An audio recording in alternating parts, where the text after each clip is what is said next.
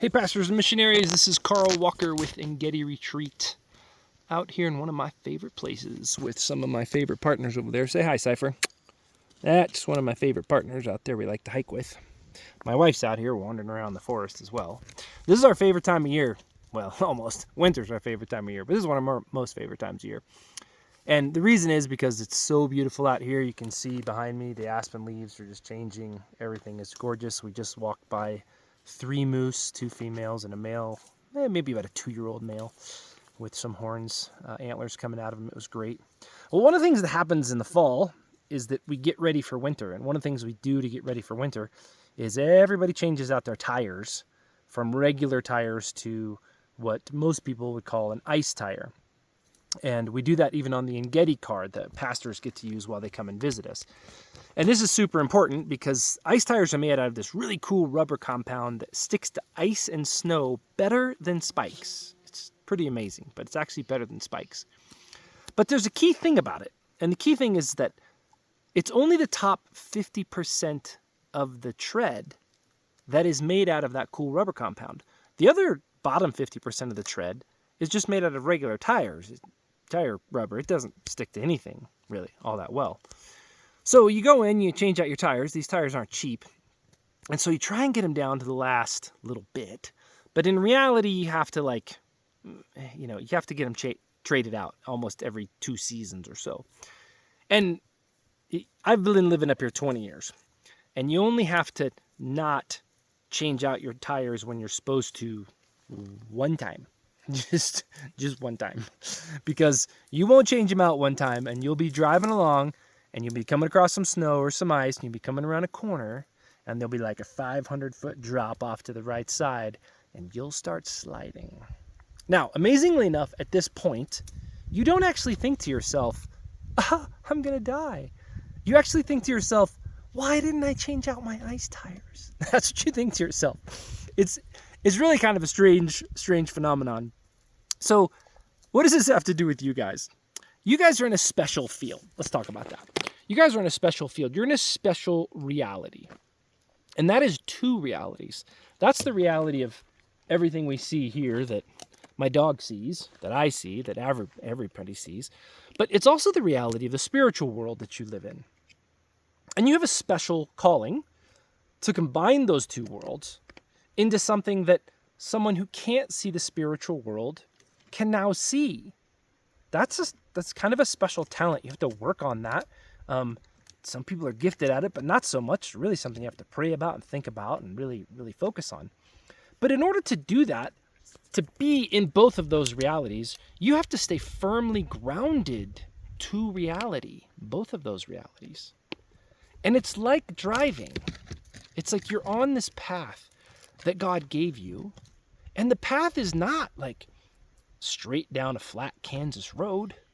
No offense to my Kansas pastors. I love you guys, but I hope to never drive across Kansas again. Your path is like up here in the mountains. It's a road that goes over hills and through valleys, and it goes through all kinds of weather and all kinds of different things. So you have to stay firmly gripped to the road. But the problem is that the devil doesn't want you firmly gripped to the road. Not at all. The devil wants you off the road. Now, sometimes, maybe, you're firmly gripped to the road and the devil can tempt you off the road with some beautiful thing. Money, power, men, women, I don't know. But I don't know that he does that very often. Most of the time, I think he just looks at you. He looks at the condition of your ice tires and he says, well, he's not paying attention to the top 50% of those tires. So I don't need to tempt him off the road. I'll just put a little ice on the road. He'll take a corner a little too fast. And off you go. Off you go. So what is it? What is the top 50% of that tire? For you, what is it? Well, I think it's a couple of things. The first thing with that is your relationship with God. Not your ministry, your relationship with God. That has to be something that is born out of what you might call true love. Remember the movie The Princess Bride, True Love? And that has to be born out of a closeness to God. And some people confuse direction from God. Like, I have a direction in my ministry. I'm going down this path. I'm therefore close to God. That doesn't add up. That's not what the Bible tells us. The Bible tells us that we're close to God. And then out of a closeness to God, we find direction. Right? We can't get those two things confused. We have to have that in our heart. We have to have the closeness first. In fact, remember in The Princess Bride, hey, if you haven't seen that movie, you should go watch it. Like, maybe right now. Maybe you should take a break and watch that movie, The Princess Bride, because it's unbelievably good. But you remember in the movie when the man in black and Indigo, the Spaniard, and the giant, they're going to storm the castle to rescue Buttercup, but the man in black dies, so they have to take him to Miracle Max. Miracle Max makes him a magic pill, makes him alive. They're walking off away from Miracle Max's house, and Miracle Max and his wife are waving at him. They're like, "Good luck storming the castle." And he says, "Do you think it'll work?" to his wife. And he goes, "Oh, it would take a miracle." And so I only bring that up because of this. Other than the fact that it's a movie, okay? Why did it work? Why did three men storming a castle work? Because it's true love. Because they had purpose before they had direction. And that's what you need with God. You need closeness with God, a purpose of closeness, before you have a direction from God. All right, second thing. Second thing on this is your relationship with your spouse, okay? And the third thing on this list is a relationship with your children. Those are like the three things that make up the top 50% of your tread that really keep you stuck to the road when there's ice on it. Now, what does that beg us to do, right? That begs us to evaluate our relationship first with God. That's what I do out here. When I'm out here hiking, I talk to God. When I'm snowboarding, I talk to God. Sometimes he talks to me. In fact, I had an amazing experience with him just 3 weeks ago. He absolutely stunningly talked to me. It was so beautiful. But we have to evaluate that relationship first and say, am I more concerned about my direction with God, my ministry, or am I more concerned about my Father who wants to spend time with me out here in the woods, just enjoying his beauty? So we have to evaluate that closely. The second part of that is to evaluate that with your spouse. Now, let me give you a hint here. This is pretty easy.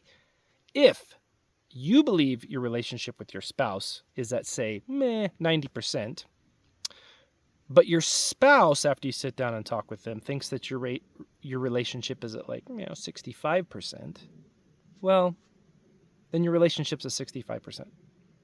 Okay? So you got to start from where the lower of the two is. That's how you err on the side of safety. Same thing with your children, except you don't ask your children. You don't go to a 9-year-old and be like, "Son, how is our relationship going?" That doesn't work. And you don't go to a 15-year-old girl who's halfway through her period and say, "Baby, how's our relationship going?" That's not how you work that, okay? You talk with your spouse. You talk with your friends, maybe with grandparents, and you ask, "How does this relationship go?" You probably have an intuitive idea of how well it is going. And it's one of the areas that I beg of you, you cannot over-invest in your children. That's a relationship to err way on the side of more than not enough. Okay?